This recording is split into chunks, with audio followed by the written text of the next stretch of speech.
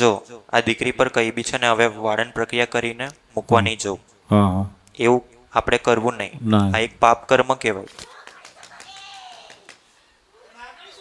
મારી તું હે મહાકાળી શું કોઈ કોઈ હેરાન ના કરે છોકરીને. આ નવું કરો ને વધારે તમારા જે ખરાબ કર્મને તમે વધારો છો. બરાબર? કેવી રીતે ખબર? એક તો તમે તમારા ઘરમાં વાળન પ્રક્રિયા કરાવો, ત્યાર પછી ક્યાંક ને ક્યાંક તમે ફરો ભટકો, એના કારણે દેવી શક્તિને દુઃખ પહોંચે. એટલે આવી રીતે દેવી શક્તિ આવે શરીરમાં અને રડે. તો આવું ના કરાવો. તમારા જે અસત કર્મ તમે વધારો છો એના કારણે દેવી શક્તિ તમારા પર નારાજ થાય છે. મને શરીરમાં પવન આવે છે, નોકરી નહીં થતી, આત્મહત્યા કરવાના વિચારો આવે છે. ભટકવાનું બંધ કરો અને સાચી રીતે છે ને તમારા ઘરમાં જ રહો.